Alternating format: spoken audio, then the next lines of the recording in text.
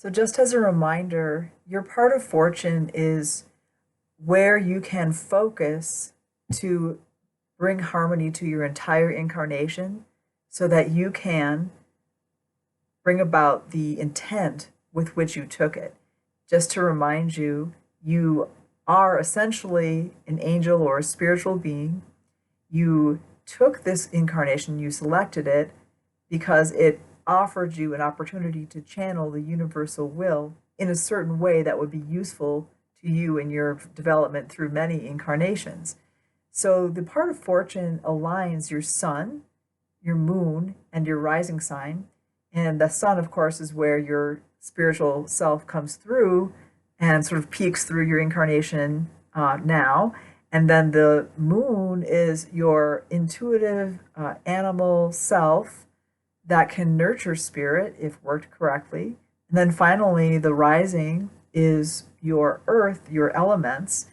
And by making all three of those in alignment, by focusing, moving from your part of fortune, you bring about success and harmony. If you'd like to learn more about those details, like I go much more deeply into them in a couple of videos, those are linked below. But in this particular video, I'm going to tell you about your second house part of fortune. And I will begin with your second house. What is that? The second house in general talks about a couple of things. So one is, how do you earn, or how do you, by your own personal efforts, create what you value? That's the main thrust of it. Oftentimes, the second house is said to govern possessions. It has to do with things that bring you personal enjoyment and enhance your life on a sensual level.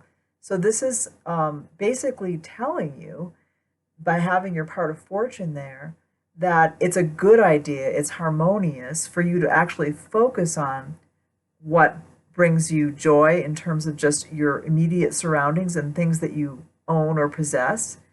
The sign would tell you more about the style, because there's nothing you can learn about that as far as the details until you kind of understand the how, which is the sign.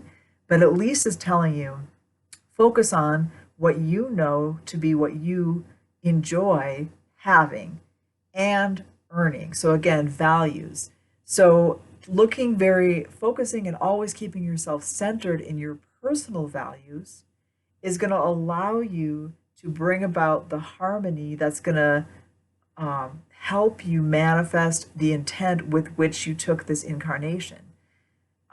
So just keep in mind that although you will have personal joy by always doing what matters to you, and over time learning more and more about that and being more true to yourself, but also enjoying the things of the senses, possessions, perhaps food, perhaps sensual activities.